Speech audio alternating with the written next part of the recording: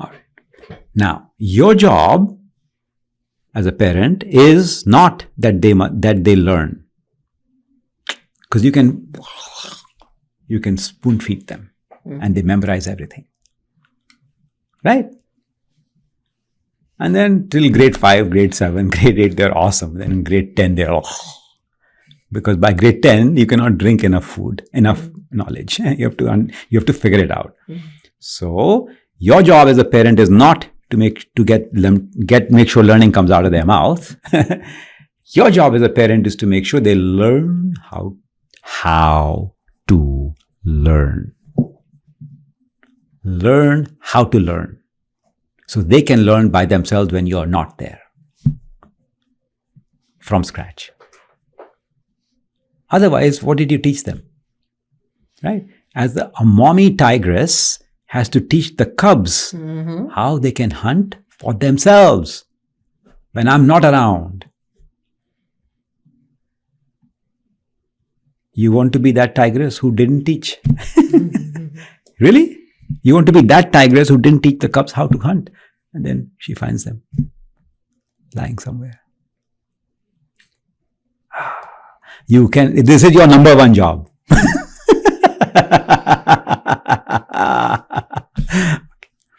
So, why am I telling you all this? So, for this purpose, you have to teach them the experimentation, you have to teach them all the other respect, all these things, empathy.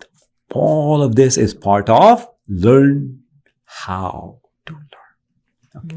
Now, the next part of learning, next part of your responsibility is they must not only know how to learn by themselves, they must have a hunger for success. Which means they must have the self-esteem to say, I'm willing to try and fail, I don't mind. But I'm hungry because that feels good. What feels good? Just the doing the job well feels good. That feels good. Not the prize money.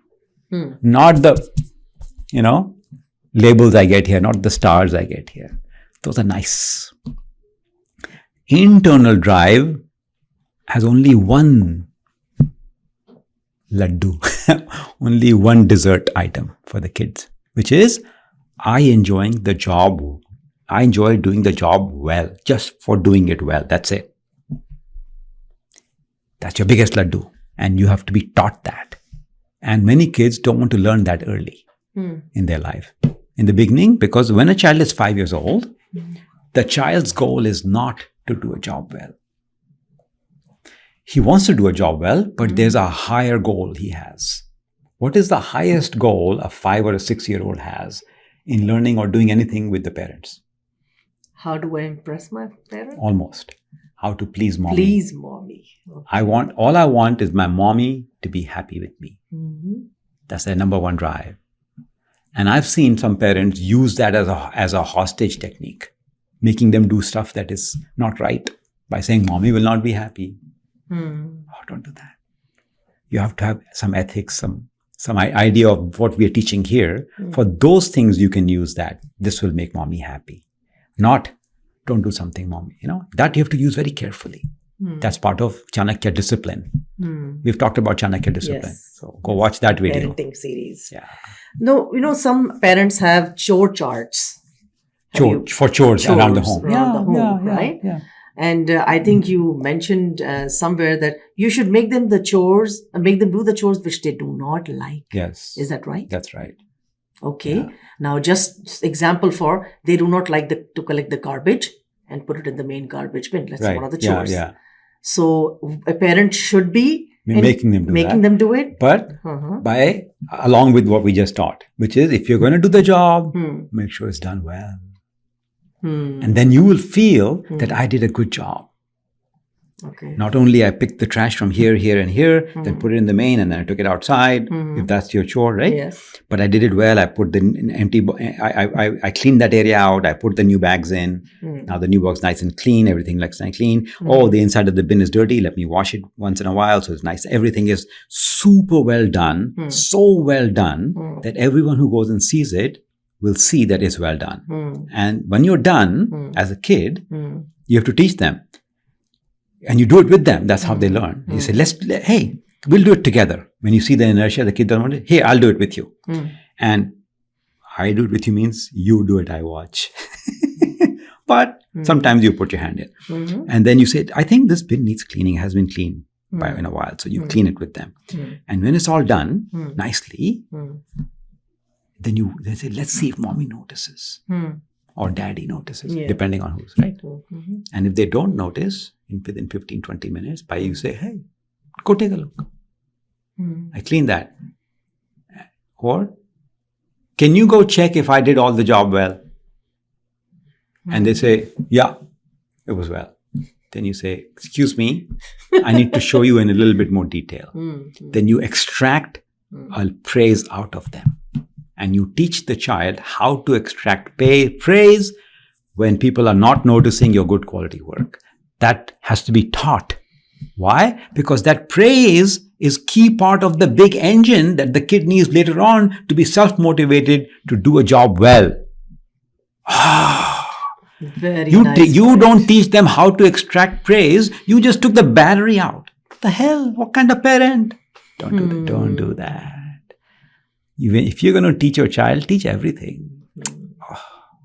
That's a very good point, Sandeep. I think it's very important. Right. Yes. So this is part of hunger for success. Because if they don't have all of this, they don't have the self-esteem to be hungry for something big. Right? And one last lesson here is, in life, only the difficult things are worth doing. Because easy, everybody's doing. Not enough pleasure, satisfaction, fame, nothing comes out of that. Right? So, your child must have a feeling that I want to do difficult things. And it comes from you. You have to say, I like to do difficult things. Looks like cleaning this trash will be a difficult project. Now I'm interested in doing it. It's a real mess.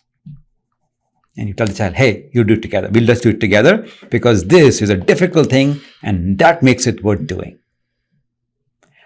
Let's help mom with laundry today. Or mom will say, Dad, you help me with laundry today. We have these 3 tough stains not coming out. I've washed it twice already. Let's go read a YouTube, this, that, figure it out. Let's find tough things to do. Has to be taught. Has to be taught.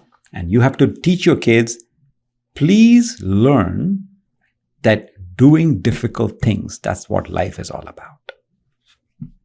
And do you have the resilience, the emotional fortitude, the self-confidence, the self-esteem, the team skills, the kindness skills, the empathy skills, the listening skills, the praise extraction skills to go do that.